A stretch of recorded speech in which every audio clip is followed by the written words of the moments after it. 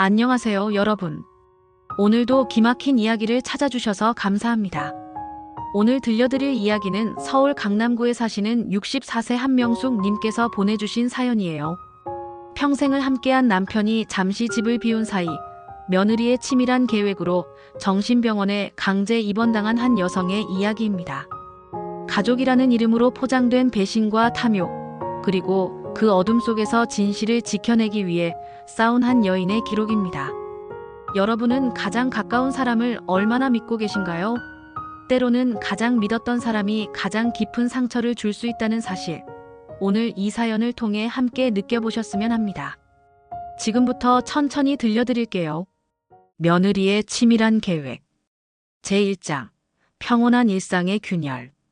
저는 올해로 64세가 된 평범한 가정주부예요. 남편과는 31살에 결혼해서 벌써 33년째 함께 살고 있어요. 남편은 서울 시내 유명 사립대학교에서 경영학 교수로 30년을 재직하다가 2년 전 정년퇴직했죠.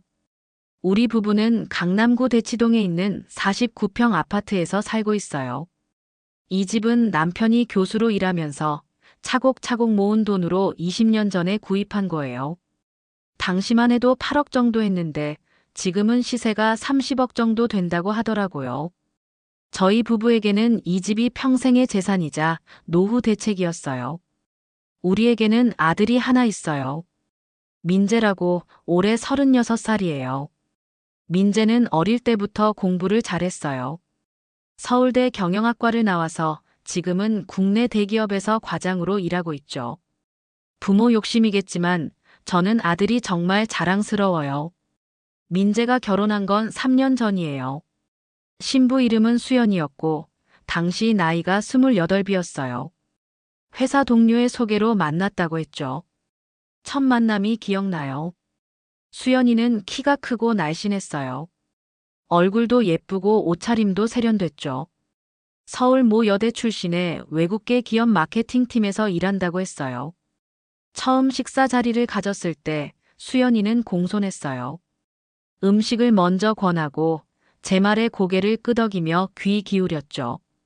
하지만 뭔가 이상한 느낌이 들었어요. 웃을 때 눈이 웃지 않는다고 할까요? 표정은 밝았지만 눈빛은 차가웠어요. 게다가 제 얼굴보다 남편 얼굴을 더 자주 쳐다보는 것 같았어요. 식사가 끝나고 집으로 돌아오는 길에 남편한테 조심스럽게 말했어요. 예비 며느리가 뭔가 계산적으로 보인다고, 진심으로 민재를 좋아하는 건지 모르겠다고요. 하지만 남편은 제 말을 대수롭지 않게 넘겼어요. 요즘 젊은 여자들은 다 저렇다고 너무 옛날 사고방식으로 며느리를 보지 말라고 했죠. 민재한테도 넌지시 물어봤어요. 수연이가 정말 좋은 사람이냐고, 확실한 거냐고요. 민재는 환하게 웃으며 대답했어요. 수연이가 정말 착하고 똑똑하다고, 자기 인생의 반려자라고 확신한다고요. 아들이 그렇게 확신하는데 제가 뭐라 할 수 있었겠어요. 결혼식은 서울의 한 호텔에서 성대하게 치러졌어네 수연이네 쪽 하객이 유난히 적었어요. 부모님과 친척 몇 명, 그리고 친구들 10여 명 정도였죠. 나중에 알고 보니 며느리 아버지는 사업 실패로 재산을 다 날렸고 친척들과도 사이가 좋지 않다고 하더라고요. 결혼 초기 1년 동안은 큰 문제가 없었어요. 아들 부부는 강남에서 차로 20분 거리에 있는 송파구 아파트에서 신혼살림을 차렸어요. 전세로 구한 작은 아파트였는데 전세금은 저희가 보태줬죠. 명절 때마다 며느리는 저희 집에 찾아와서 음식 준비를 도왔고 선물도 챙겨왔어요. 하지만 미묘한 변화는 결혼 1년 반 정도 지났을 때부터 시작됐어요. 며느리가 저희 집에 오면 유독 집 이곳저곳을 유심히 살펴보는 거예요. 거실 인테리어, 안방 크기, 베란다에서 보이는 전망. 마치 감정하듯이 둘러보는 모습이 눈에 거슬렸죠. 어느 날은 며느리가 이런 말을 했어요. 이 아파트가 정말 좋은 입지에 있다고, 요즘 대치동 집값이 얼마나 올랐는지 아냐고요. 그러면서 자기네 전세집은 너무 작고 낡아서 스트레스라고 더 좋은 곳으로 이사 가고 싶은데 목돈이 없다고 했어요. 저는 그냥 듣고 흘렸어요. 하지만 그 이후로도 며느리는 틈만 나면 집 이야기를 꺼냈어요. 요즘 강남 아파트 시세가 어떻고, 누구네 집은 얼마에 팔렸고, 재건축이 되면 얼마나 오를 거라고. 처음엔 그냥 부동산에 관심이 많은가 보다 했어요. 하지만 점점 그 의도가 보이기 시작했죠. 결혼 2년 차가 되던 어느 날, 아들이 저희를 따로 만나자고 했어요. 주말에 강남역 근처 레스토랑에서 만났는데 민재가 조심스럽게 말을 꺼냈어요. 며느리가 임신을 했는데 출산 후 육아를 생각하면 지금 사는 전셋집이 너무 좁다고. 그래서 당분간 저희 집에서 같이 살면 어떻겠냐는 거였어요. 남편은 바로 찬성했어요. 우리 집이 넓으니까 손주도 보면서 함께 사는 게 좋지 않겠냐고 했죠. 저는 내심 꺼려졌어요. 며느리와 한 집에서 산다는 게 부담스러웠거든요. 하지만 손주 이야기가 나오니까 반대할 명분이 없었어요. 그렇게 아들 부부가 우리 집으로 들어왔어요. 우리 집은 방이 4개였어요. 안방은 저희 부부가, 아들 부부가 한 방을 쓰고 남편의 서재가 하나, 그리고 손님방이 하나 있었죠. 공간적으로는 충분했어요. 처음 몇 달은 괜찮았어요. 며느리는 임신 초기라 몸이 힘들다며 대부분의 시간을 방에서 보냈어요. 저는 삼시세끼를 챙겨주고 집안일도 다 했죠. 며느리는 고맙다고 말하면서도 뭔가 당연하다는 듯한 태도였어요. 출산 예정일이 다가오면서 며느리의 요구사항이 많아졌어요. 음식은 싱거워야 한다. 집안 온도는 25도를 유지해야 한다. 소음이 나면 태교에 안 좋다. 저는 최대한 맞춰줬어요. 손주를 위해서라도 며느리가 편해야 한다고 생각했거든요. 그런데 점점 이상한 일들이 생기기 시작했어요. 제가 음식을 해놓으면 며느리가 아들한테 조용히 뭐라고 말하는 거예요. 그러면 아들이 저한테 와서 엄마 수연이가 좀 짜다고 하는데 다음엔 간 좀 덜 하시면 안 될까요? 하고 말했어요. 또 어떤 날은 제가 거실 TV를 보고 있으면 며느리가 나와서 머리가 아프다며 소리를 줄여달라고 했어요. 집안의 분위기가 점점 며느리 중심으로 돌아가기 시작한 거죠. 출산일이 다가올수록 며느리는 더 예민해졌어요. 사소한 일에도 짜증을 내고 아들한테 불평을 쏟아냈어요. 아들은 며느리 편을 들었죠. 임신한 여자는 원래 예민하다며 엄마가 좀 이해해달라고 했어요. 저는 참았어요. 곧 손주가 태어나면 상황이 나아질 거라고 믿었거든요. 하지만 그건 착각이었어요. 진짜 문제는 출산 이후에 시작됐으니까요. 제2장 첫 번째 경고. 며느리가 딸을 낳았어요. 이름은 세아라고 지었죠. 정말 예쁜 아기였어요. 저는 너무 기뻐서 병원에서 매일 간호했어요. 산후조리원 비용은 저희가 다 부담했고 퇴원 후에도 산후도우미를 한 달간 고용했어요. 하지만 산후도우미가 떠난 후부터 상황이 달라졌어요. 육아는 사실상 제 몫이 됐어요. 며느리는 출산 후 몸이 약해졌다며 대부분의 시간을 누워서 보냈거든요. 밤중 수유는 제가 분유를 타서 먹였고 기저귀 갈기, 목욕시키기, 재우기. 전부 제가 했어요. 민재는 회사 일이 바빠서 새벽에 나가 밤늦게 들어왔어요. 주말에도 골프 약속이나 회식이 있어서 집에 거의 없었죠. 남편은 은퇴 후 취미 생활에 빠져서 하루 종일 서예를 하거나 친구들과 등산을 다녔어요. 결국 저 혼자서 손녀를 키우는 셈이었어요. 처음엔 괜찮았어요. 손주가 귀여워서 힘든 줄 몰랐거든요. 하지만 시간이 갈수록 몸이 힘들어졌어요. 64세 나이에 신생아를 돌본다는 게 생각보다 고된 일이었어요. 며느리한테 조심스럽게 말했어요. 수연아, 이제 좀 회복됐으면 새아를 내가 직접 돌보는 게 어떨까? 하지만 며느리는 아직도 몸이 아프다고, 산후 우울증도 있는 것 같다고 했어요. 그러면서 병원에 가봐야 한다며 민재한테 진료 예약을 잡아달라고 했죠. 실제로 며느리는 산부인과와 정신과를 다니기 시작했어요. 진단서도 받아왔어요.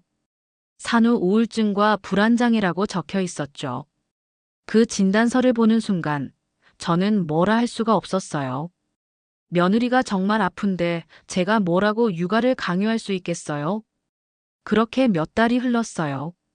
새아가 100일을 넘기고 돌이 다가올 무렵 저는 완전히 지쳐 있었어요. 밤잠을 제대로 못 자니까 낮에도 피곤했고 허리와 무릎도 아프기 시작했어요. 남편한테 하소연했어요. 당신도 좀 도와달라고, 며느리한테도 육아를 좀 시켜야 하는 거 아니냐고요.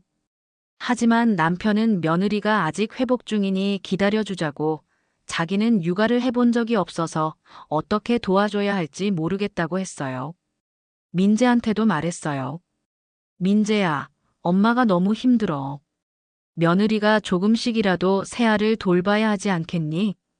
하지만 민재는 오히려 제게 서운하다는 표정을 지었어요. 엄마, 며느리가 아픈데 왜 그러세요? 손주 키우는 게 싫으세요? 라고 되물었죠. 저는 할 말을 잃었어요. 손주가 싫은 게 아니라 혼자 감당하기 벅차다는 말을 하려던 건데 민재는 제 말을 오해했어요. 아니, 어쩌면 일부러 오해한 걸지도 몰라요. 그 무렵부터 며느리의 태도가 미묘하게 변하기 시작했어요. 전에는 제 눈치를 보는 듯 하더니 이제는 당연하다는 듯이 행동했어요. 제가 새아 분유를 타주면 고맙다는 말도 없이 받았고 기저귀가 떨어지면 사다 달라고 명령조로 말했어요. 어느 날 저녁 온 가족이 모여서 식사를 하는데 며느리가 갑자기 말했어요. 어머님, 요즘 자주 깜빡하시는 것 같아요. 어제도 제가 부탁한 거 잊으셨잖아요. 저는 어리둥절했어요. 무슨 부탁을 했는지 기억이 안 났거든요. 그런 일이 자주 생기기 시작했어요. 며느리가 뭔가를 부탁했다고 하는데 저는 그런 부탁을 받은 기억이 없었어요. 처음엔 제가 정말 깜빡한 건가 싶어서 미안하다고 했어요. 하지만 나중에 생각해보니 이상했어요. 며느리가 정말 그런 부탁을 한 적이 있었을까? 어느 날은 이런 일도 있었어요. 제가 거실에 두었던 지갑이 없어진 거예요. 분명히 소파 옆 테이블에 뒀는데 사라졌죠. 집안을 뒤져서 찾았더니 제 방 옷장 속에 들어 있었어요. 저는 깜짝 놀랐어요. 제가 옷장에 넣은 기억이 전혀 없었거든요. 며느리가 그 광경을 보더니 민재한테 말했어요. 민재 씨, 어머님이 요즘 이상하지 않아요? 물건을 어디 뒀는지 자꾸 잊어버리시고. 민재는 저를 걱정스럽게 쳐다봤어요. 그 이후로도 비슷한 일이 계속됐어요. 제가 분명히 어딘가에 둔 물건이 엉뚱한 곳에서 발견되거나 제가 한 말을 안 했다고 하거나 처음엔 제가 나이가 들어서 그런가 싶었어요. 하지만 점점 의심이 들기 시작했죠. 혹시 며느리가 일부러 그러는 건 아닐까? 하지만 확신할 수 없었어요. 증거도 없었고 며느리가 그럴 이유도 명확하지 않았으니까요. 저는 그냥 제가 예민한 건가 보다 하고 넘겼어요. 그런데 결정적인 사건이 일어났어요. 어느 날 밤 제가 새아 분유를 타고 있는데 며느리가 부엌으로 들어왔어요. 그러더니 갑자기 소리를 질렀어요. 어머님, 가습을 켜놓으신 거 몰라요? 큰일 날 뻔했잖아요. 저는 깜짝 놀라서 가스레인지를 봤어요. 정말로 불이 켜져 있었어요. 하지만 저는 가스불을 켠 기억이 없었어요. 저는 전자레인지로 물을 데워서 분유를 탔거든요. 며느리는 큰 소리로 민재를 불렀어요. 민재 씨, 빨리 와봐요. 어머님이 가스불 켜놓고 까먹으셨어요. 민재와 남편이 달려왔어요. 남편은 당황한 표정으로 저를 봤고 민재는 며느리 편을 들었죠. 엄마, 정말 조심하셔야죠. 자칫하면 화재가 날 수도 있었어요. 저는 억울했어요. 제가 가스불을 켠 게 아닌데. 하지만 아무도 제 말을 믿지 않았어요. 그날 밤 남편이 저를 불러서 말했어요. 여보, 요즘 정말 깜빡하는 일이 많은 것 같아. 혹시 병원 한번 가보는 게 어떨까? 건강검진도 받을 겸. 저는 화가 났어요. 남편마저 저를 의심하다니. 하지만 남편 말이 맞는 것 같기도 했어요. 최근에 이상한 일들이 너무 많이 일어났거든요. 혹시 정말로 제 기억력에 문제가 생긴 건 아닐까? 그런 불안감이 들기 시작했어요. 바로 그때 남편한테 해외 출장 기회가 생겼어요. 홍콩에서 열리는 국제학술대회에 기조연설자로 초청받은 거였어요. 은퇴했지만 명예교수 자격으로 여전히 학계 활동을 하고 있었거든요. 남편은 고민했어요. 일주일 정도 집을 비워야 하는데 저 혼자 괜찮겠냐고 물었죠. 저는 괜찮다고 했어요. 민재와 며느리도 있고 세아도 이제 좀 컸으니까 큰 문제는 없을 거라고 생각했거든요. 하지만 그건 제 착각이었어요.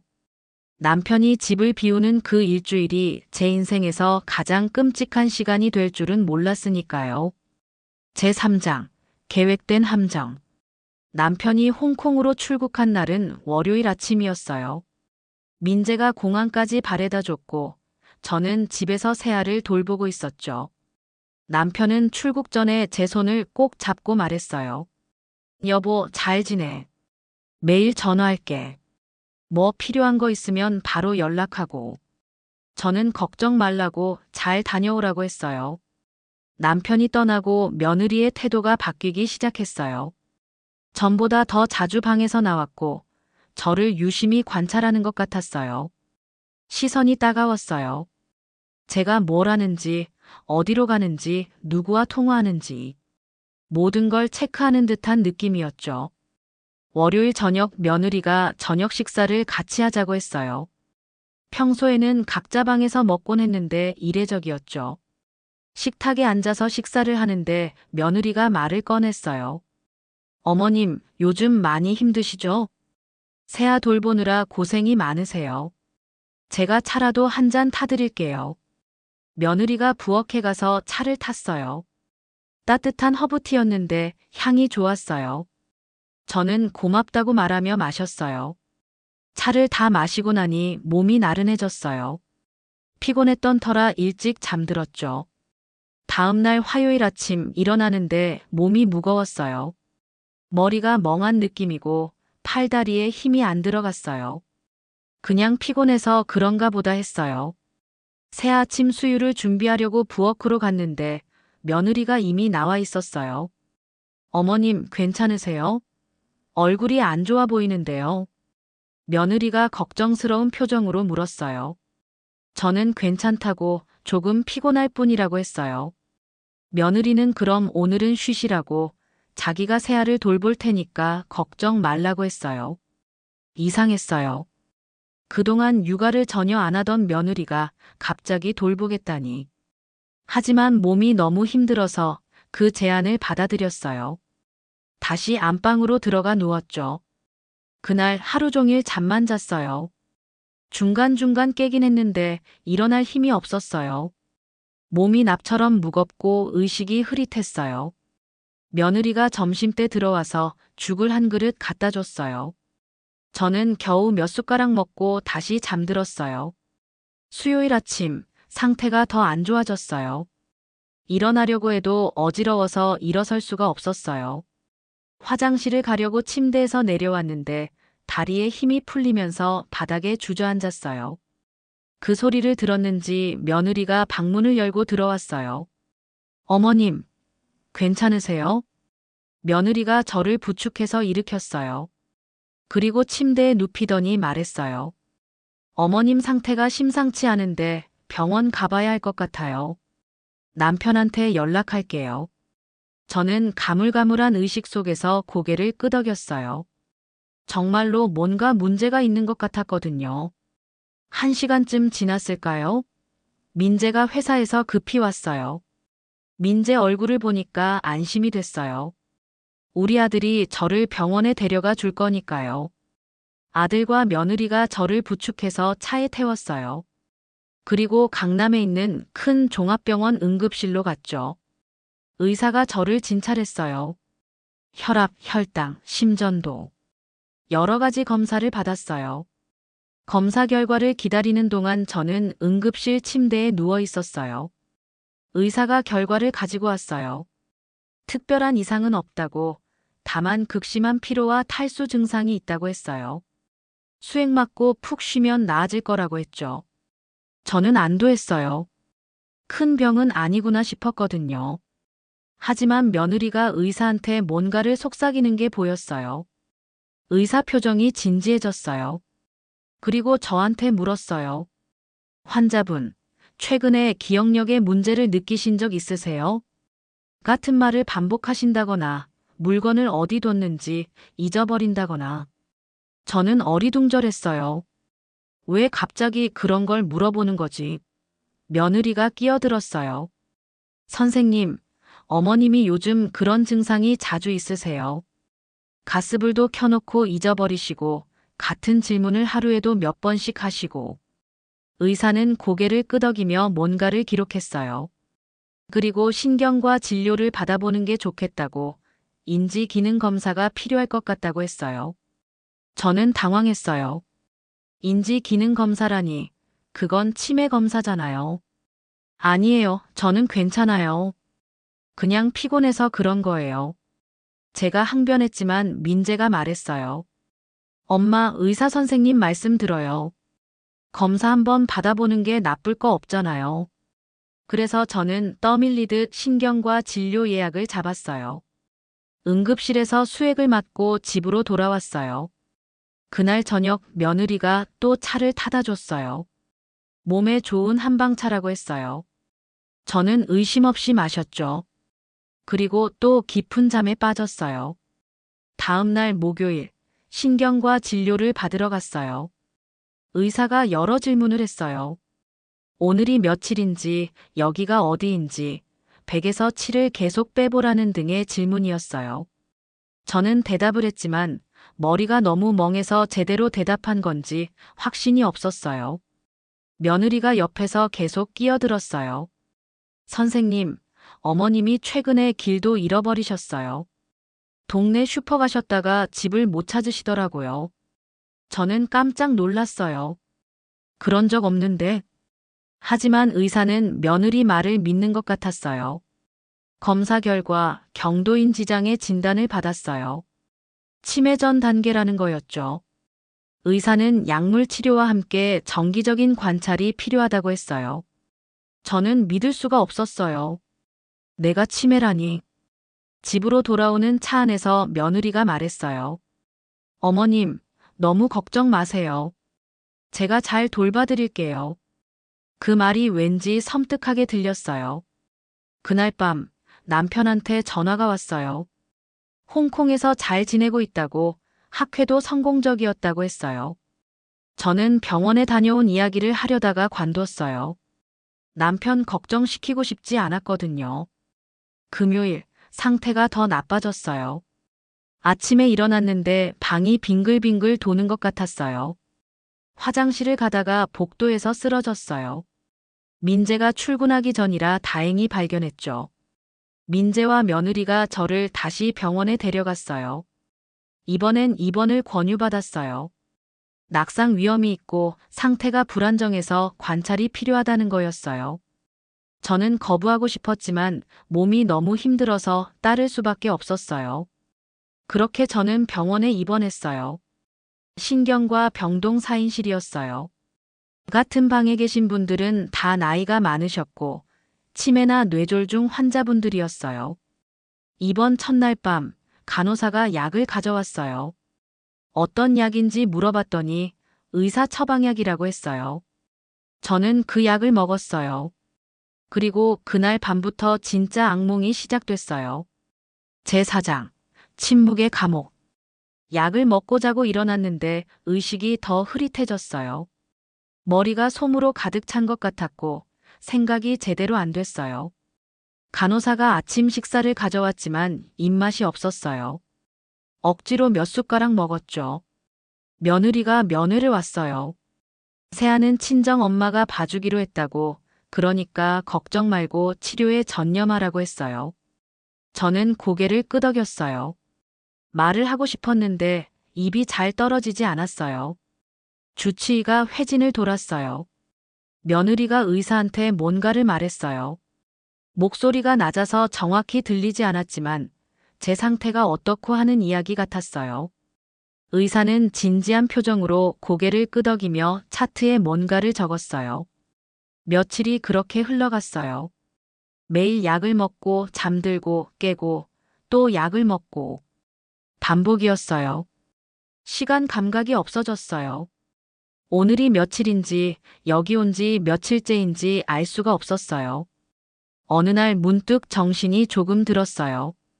뭔가 이상하다는 생각이 들었죠. 내가 왜 여기 있는 거지? 내가 진짜 치매인가? 의심이 들기 시작했어요. 그날 밤 간호사가 약을 가져왔을 때 물어봤어요. 이 약이 무슨 약이에요? 간호사는 잠깐 당황하는 것 같더니 대답했어요. 신경안정제랑 수면제예요. 푹 주무셔야 빨리 나으시니까요. 저는 약을 받아들고 간호사가 나가길 기다렸어요. 그리고 몰래 입 옆으로 빼서 화장실 변기에 버렸어요. 처음으로 약을 먹지 않은 밤이었어요. 다음 날 아침, 머리가 조금 맑아진 느낌이었어요. 완전히 깨어난 건 아니지만 전날보다는 나았어요. 저는 계속 약을 먹는 척하고 버리기로 했어요. 이틀, 사흘이 지나면서 의식이 점점 또렷해졌어요. 그리고 제 상황을 객관적으로 볼 수 있게 됐죠. 저는 분명히 치매가 아니었어요. 약 때문에 정신이 흐릿했던 거예요. 그런데 왜 내게 그런 약을 먹인 거지? 의사 처방이라고 했는데. 의사는 왜 그런 약을 처방한 걸까? 혹시 며느리가 뭔가를 꾸민 건 아닐까?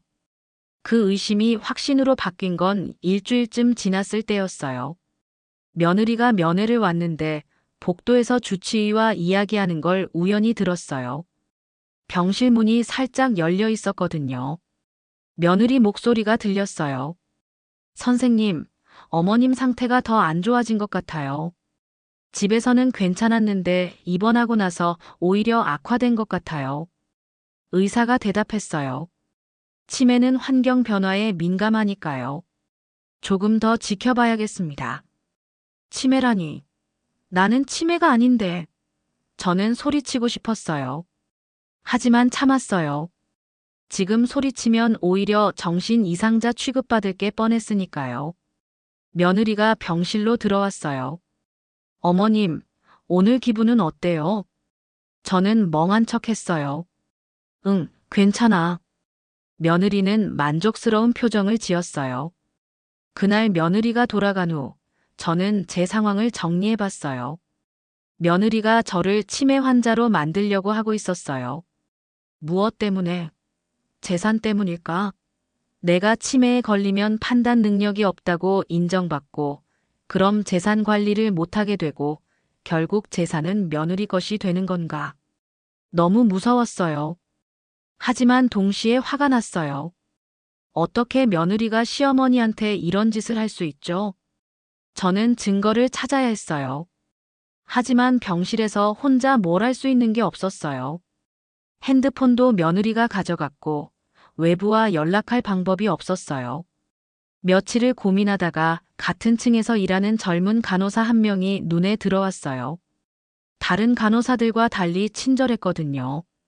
이름표를 보니 지수라고 적혀 있었어요. 어느 날 지수 씨가 병실 청소를 할 때 조심스럽게 말을 걸었어요. 지수 씨, 잠깐 이야기 좀 할 수 있을까요? 지수 씨는 고개를 끄덕이며 다가왔어요. 저는 최대한 또렷하게 말했어요. 지수 씨, 나 치매 아니에요. 제정신이에요. 며느리가 나를 여기 가둔 거예요. 지수 씨는 당황한 표정을 지었어요. 할머니, 그런 말씀하시면 안 돼요. 치매 환자분들이 다 그렇게 말씀하세요. 아니에요, 정말이에요. 내가 증명해 줄게요. 저는 지수 씨한테 제 과거를 이야기했어요. 남편 이름, 아들 이름, 집 주소, 결혼 기념일, 손녀 이름과 생일. 모든 걸 정확하게 말했어요. 지수 씨 표정이 조금씩 변했어요. 환자분은 정말 치매가 아닌 것 같은데요. 목소리가 작아졌어요. 저는 간절하게 부탁했어요. 제발 도와주세요. 남편한테 연락 좀 해주세요. 지수 씨는 고민하다가 작은 목소리로 말했어요. 알겠어요. 하지만 절대 들키면 안 돼요. 제가 큰일 나요. 저는 고맙다고 몇 번이나 말했어요. 다음 날 지수 씨가 휴대폰을 몰래 가져왔어요. 잠깐만 쓰시고 바로 돌려주세요. 저는 떨리는 손으로 남편 번호를 눌렀어요. 하지만 전화를 걸기 직전에 멈췄어요. 잠깐 남편한테 지금 전화하면 뭐라고 말하지? 며느리가 나를 가뒀다고. 남편이 믿을까? 증거가 없는데. 저는 다른 방법을 생각했어요. 며느리가 다음에 왔을 때 대화를 녹음하는 거예요. 며느리한테서 자백을 받아내는 거죠. 지수 씨한테 부탁했어요. 이 핸드폰 며칠만 빌려주실 수 있어요? 녹음을 해야 해요. 지수 씨는 난처해했지만 결국 동의해줬어요. 대신 절대 들키면 안 된다고 몇 번이나 당부했죠. 저는 핸드폰을 침대 옆 서랍에 숨겼어요. 그리고 며느리가 다음에 오기를 기다렸어요. 제5장, 진실의 목소리. 며느리는 보통 화요일과 금요일 오후에 면회를 왔어요. 규칙적이었죠. 다음 화요일, 저는 녹음 준비를 했어요. 핸드폰 녹음 기능을 켜두고 서랍에 넣었어요. 소리가 잘 들리게 서랍을 살짝 열어뒀죠. 오후 2시쯤 며느리가 들어왔어요. 평소처럼 밝은 표정이었어요. 어머님, 오늘은 어떠세요? 저는 멍한 척하며 대답했어요. 응, 괜찮아. 며느리는 의자에 앉으며 말했어요. 어머님, 좀 더 계셔야 할 것 같아요. 의사 선생님이 상태가 아직 불안정하대요. 저는 조심스럽게 물었어요. 언제까지? 며느리가 웃었어요. 글쎄요. 의사 선생님 말씀으로는 몇 달은 더 관찰이 필요하대요. 그 후에도 완전히 퇴원하기는 어려울 것 같고요.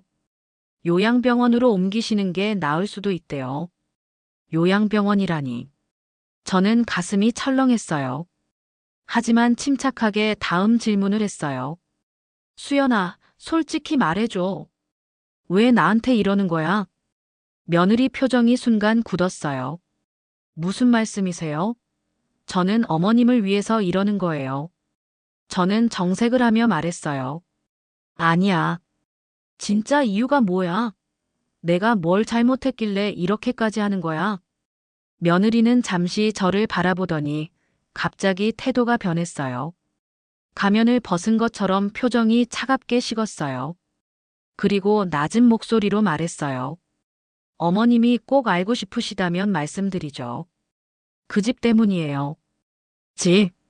네. 대치동 그 아파트요. 30억짜리. 왜 제가 그 좋은 집에서 시어머니 눈치 보면서 살아야 해요? 제 집처럼 살 수도 없고, 마음대로 인테리어 할 수도 없고, 친구들 불러서 파티 한번 못해요. 그럼 따로 집을 구하면 되잖아. 그게 쉬운 줄 아세요? 강남에 집 한 채 사려면 얼마나 돈이 드는데요. 남편 월급으로는 평생 모아도 불가능해요. 그런데 어머님과 아버님은 그 좋은 집에서 둘이 사시잖아요. 너무 아깝지 않아요? 제 손이 떨렸어요. 하지만 계속 물었어요. 그래서 나를 치매 환자로 만들려고 한 거야? 정확하게 아시네요. 어머님이 치매에 걸리시면 상황이 달라져요. 판단 능력이 없다고 인정받으면 재산 관리를 못하시게 되고 아버님 혼자서는 어머님을 돌보기 힘드시니까 저희가 전적으로 케어해야 하죠. 그럼 자연스럽게 그 집에서 계속 살게 되고 나중에는 명의도 바꿀 수 있을 거고요. 민재도 이 사실을 알고 있니? 민재 씨요? 반은 알고 반은 몰라요. 제가 어머님이 정말 치매인 것처럼 믿게 만들었거든요. 가스불 사건 기억하세요? 그건 제가 몰래 켠 거예요. 어머님이 분유 타시는 동안에요. 그리고 소리 질러서 민재 씨랑 아버님을 불렀죠. 물건들을 엉뚱한 곳에 둔 것도 다 너가 한 짓이지. 당연히 제가 한 거죠. 어머님이 잠드신 밤에 몰래 옮겼어요. 지갑, 안경, 리모컨. 어머님이 분명히 어딘가에 두셨는데 엉뚱한 곳에서 발견되니까 다들 어머님이 치매라고 생각하게 됐죠. 저는 입이 떡 벌어졌어요. 이렇게까지 치밀하게 계획한 거였어요. 그리고요, 어머님. 제가 드린 차 기억하세요? 거기에 약을 탔어요. 수면제요. 그래서 어머님이 계속 졸리시고 멍하셨던 거예요. 그 상태에서 병원 가시니까 의사들도 문제가 있다고 생각하게 됐죠. 내가 정신을 못 차린 것도 다 그것 때문이었구나. 맞아요. 그날도 차에 약을 좀 많이 넣었거든요. 어지러우실 거라고 예상했어요. 실제로 넘어지셨을 땐 속으로 좋아했어요. 병원에 입원시킬 명분이 생기니까요. 제 온몸에 소름이 돋았어요. 며느리가 이렇게까지 악랄할 수 있다니. 어머님, 제가 나쁜 사람은 아니에요. 그냥 제 인생을 살고 싶을 뿐이에요. 좋은 집에서 여유롭게 눈치 보지 않고요. 어머님은 이미 충분히 사셨잖아요. 64시면 많이 사신 거예요. 이제는 젊은 사람들한테 기회를 주셔야죠. 수연아, 이건 범죄야. 노인 학대고 감금이야. 증거가 있어야 범죄죠. 지금 의료 기록에는 어머님이 치매 판정받으셨고 정신과 약물 치료 중이라고 나와 있어요. 모든 게 합법적이에요. 의사 처방이니까요. 의사는 왜 내 말을 안 믿는 거지? 의사는 제 말만 믿었죠. 제가 어머님 증상을 설명하면 의사는 그대로 믿고 진단하고 처방해요. 의사 입장에서는 보호자 말을 의심할 이유가 없으니까요. 며느리는 시계를 보며 일어섰어요. 아, 시간이 벌써 이렇게 됐네요. 어머님, 저 가봐야 해요. 약 잘 드시고 조용히 계세요. 계속 이러시면 나중엔 정말 치매 걸릴지도 몰라요. 다음 주에 또 올게요. 며느리가 나간 후 저는 떨리는 손으로 핸드폰을 꺼냈어요. 녹음이 잘 됐는지 확인했죠. 다행히 모든 대화가 선명하게 녹음되어 있었어요. 증거를 확보했어요. 이제 남편한테 이걸 전달하기만 하면 돼요. 저는 지수 씨를 기다렸어요. 제6장 구원의 손길. 그날 저녁 지수 씨가 병실 청소를 하러 왔을 때 조용히 불렀어요.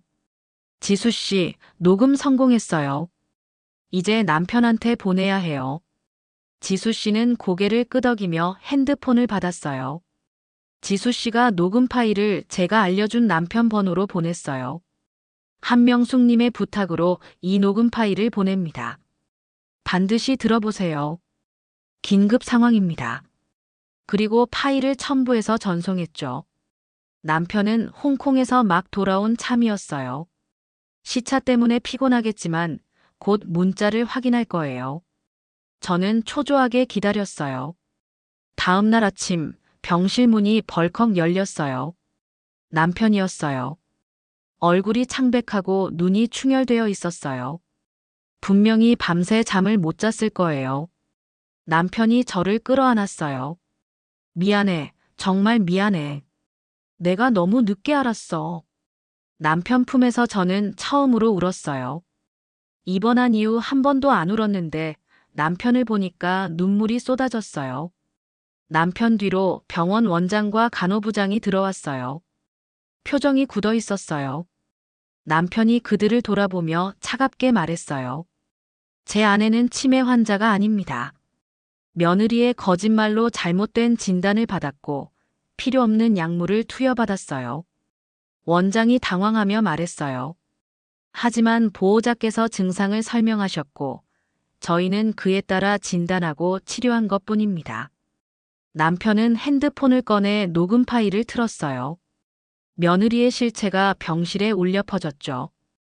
원장과 간호부장의 얼굴이 하얗게 질렸어요. 이건 저희는 정말 몰랐습니다. 남편이 말했어요. 지금 당장 퇴원 수속 진행해 주세요. 그리고 제 아내의 잘못된 진단 기록을 모두 정정하고 이 사건에 대해 병원 측 입장을 문서로 제출해 주세요. 1시간 후 저는 퇴원 수속을 마쳤어요. 옷을 갈아입고 병실을 나서는데 다리가 후들거렸어요. 일주일 넘게 누워만 있어서 그런가 봐요. 남편이 저를 부축해 줬어요. 차를 타고 집으로 가는 길, 저는 남편한테 물었어요. 민재한테는 연락했어요? 남편이 고개를 끄덕였어요. 집에 오라고 했어. 며느리한테도 연락했고. 둘 다 집에서 기다리고 있을 거야. 집에 도착했을 때 아들과 며느리가 거실에 앉아 있었어요. 아들은 불안한 표정이었고 며느리는 창백한 얼굴이었어요. 제 모습을 보자 며느리가 벌떡 일어났어요. 어머님, 퇴원하셨어요? 어머나, 너무 다행이다. 남편이 차갑게 말했어요. 어디서 개수작이야? 소름 끼치고 뻔뻔한 것. 너의 정체는 이미 내가 다 알고 있다. 며느리 얼굴에서 가면이 벗겨졌어요. 무표정한 얼굴로 저희를 바라봤죠. 아들이 물었어요. 아버지, 무슨 말씀이세요? 남편은 핸드폰을 꺼내 녹음 파일을 틀었어요.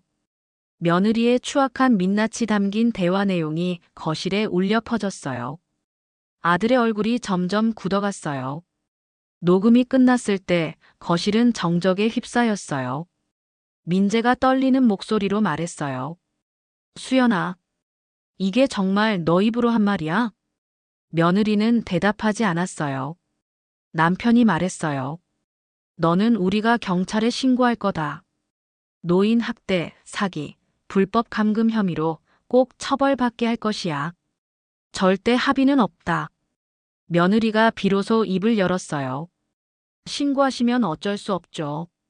하지만 저도 변호사 선임할 거예요. 제가 한 게 정말 범죄인지 법정에서 따져보죠. 민재가 소리쳤어요. 너 지금 무슨 말을 하는 거야? 어머니한테 그런 짓을 하고도 변명을 해? 며느리가 아들을 똑바로 쳐다보며 말했어요. 당신도 알고 있었잖아요. 어머님이 진짜 치매인지 의심스럽다고 몇 번이나 말했는데 당신은 확인하지 않았어요. 왜 그랬을까요? 어머님이 치매면 당신은 아무 책임 없이 그 집에서 계속 살 수 있으니까요. 민재는 할 말을 잃었어요. 며느리 말이 일부 맞았거든요. 남편이 말했어요. 민재, 너도 책임이 있어. 의심했으면 확인했어야지. 너의 어머니인데. 그때 초인종이 울렸어요. 경찰이었어요. 남편이 미리 연락해뒀던 거예요. 경찰이 들어와서 상황을 파악한 후 며느리에게 말했어요. 양수연 씨, 노인 학대 및 사기 혐의로 조사받으셔야 합니다. 동행해 주시겠습니까?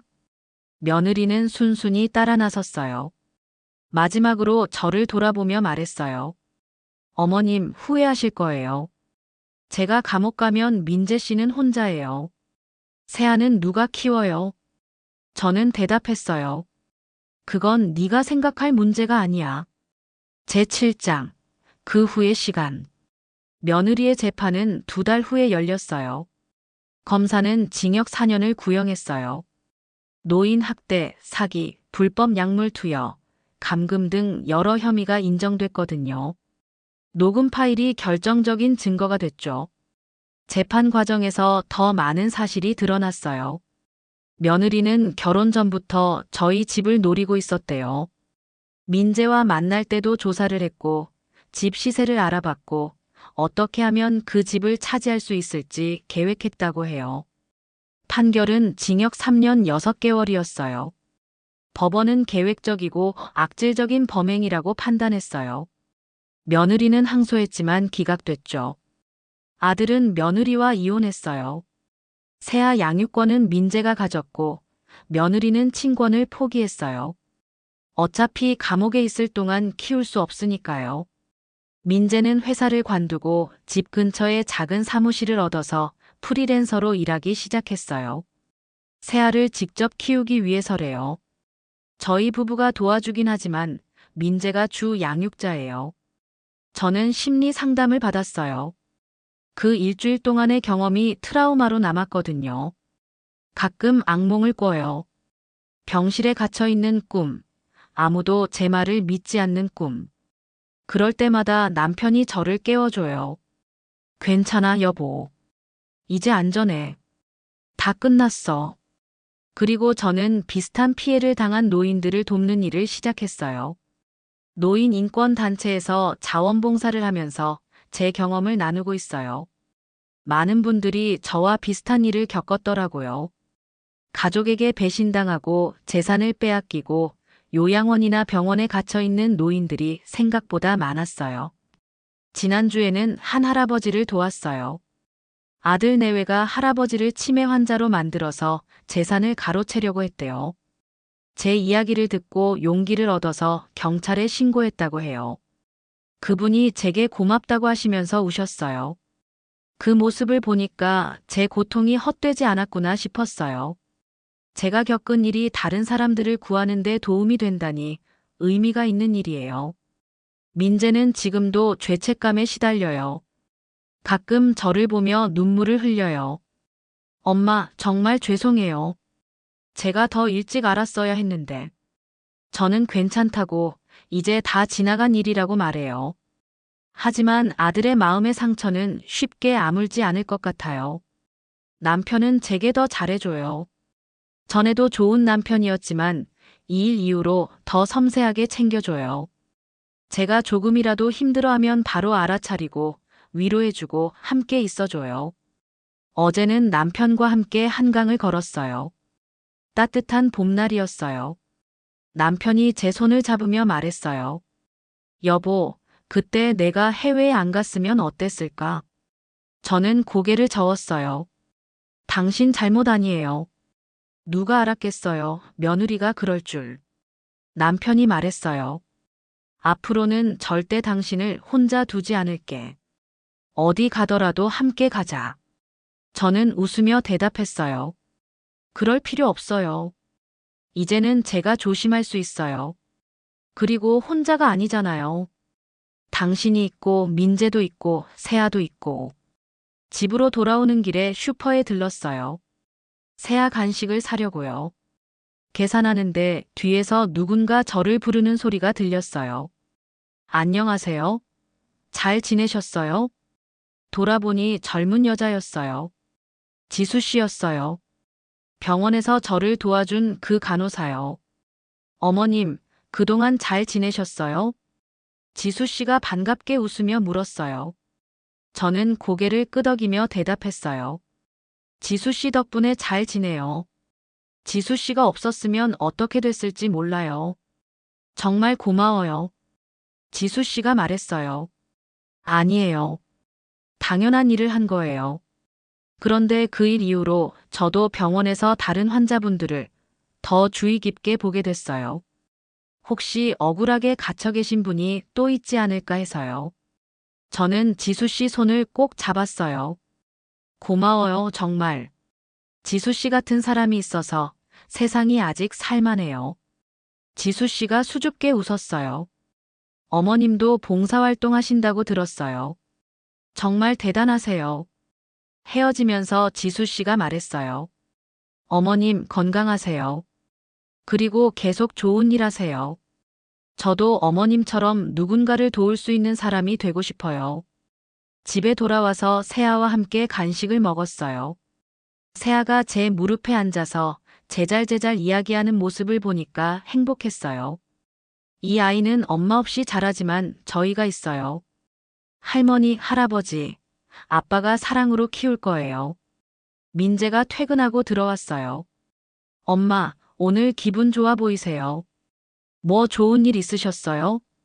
저는 웃으며 대답했어요. 응, 옛날에 나한테 친절하게 해준 사람을 우연히 만났어. 좋은 사람들이 많다는 걸 다시 느꼈지. 저녁 식사를 하면서 온 가족이 모였어요. 남편, 아들, 손녀, 그리고 저. 작지만 따뜻한 가족이에요. 며느리가 했던 짓 때문에 우리 가족이 무너질 뻔했지만 결국 이겨냈어요. 식사 후 남편과 함께 베란다에 나가 야경을 봤어요. 서울의 불빛이 반짝이고 있었어요. 남편이 말했어요. 여보, 우리 이 집 팔까? 다른 곳으로 이사 가는 게 어때? 너무 많은 일이 있었던 집이잖아. 저는 고개를 저었어요. 아니에요. 이 집은 우리가 평생 모아서 마련한 집이에요. 며느리 때문에 떠날 필요 없어요. 오히려 이 집에서 새로운 추억을 만들어야죠. 좋은 추억으로 나쁜 기억을 덮어야 해요. 남편이 제 어깨를 감싸 안았어요. 그래, 당신 말이 맞아. 우리 여기서 행복하게 살자. 앞으로 남은 인생 동안 말이야. 저는 남편을 올려다보며 미소 지었어요. 그래요. 우리 행복하게 살아요. 이제는 아무도 우리를 방해할 수 없어요. 한명숙님의 사연이었습니다. 이 이야기를 들으시면서 무슨 생각이 드셨나요? 가족이라는 이름으로 포장된 범죄가 생각보다 가까이에 있어요. 특히 노인 학대는 외부에서 발견하기 어렵기 때문에 더욱 심각한 문제죠. 명숙 씨는 운이 좋았어요. 용기 있는 간호사를 만났고 증거를 확보할 수 있었고 남편이 믿어줬으니까요. 하지만 모든 피해자가 이렇게 운이 좋은 건 아니에요. 지금 이 순간에도 어딘가에서 누군가의 부모님이 억울하게 고통받고 있을지 몰라요. 가족이라는 이름으로 감금당하고 재산을 빼앗기고 인권을 유린당하고 있을 수 있어요. 노인 학대는 신체적 학대만이 아니에요. 정서적 학대, 경제적 착취, 방임유기. 여러 형태가 있어요. 그리고 가장 무서운 건 명숙 씨처럼 정상인을 환자로 만들어버리는 경우예요. 혹시 주변에 이상한 징후를 보이는 노인분이 계시다면 관심을 가져주세요. 괜찮으세요? 라고 물어봐 주세요. 그 작은 관심이 누군가의 생명을 구할 수도 있어요. 그리고 가족 관계에서 뭔가 이상하다고 느껴지는 게 있다면 외면하지 마세요. 민재 씨처럼 의심이 들면서도 확인하지 않으면 여러분도 공범이 될 수 있어요. 마지막으로 노인분들께 말씀드리고 싶어요. 혹시 억울한 일을 당하고 계시다면 포기하지 마세요. 도움을 요청하세요. 주변 사람들에게, 경찰에게, 노인 보호 전문 기관에게. 여러분은 혼자가 아니에요. 그리고 여러분께 질문을 드립니다. 만약 여러분의 가족이 이런 상황에 처한다면 여러분은 어떻게 하시겠어요? 오늘도 인생 사연 라디오를 들어주셔서 감사합니다.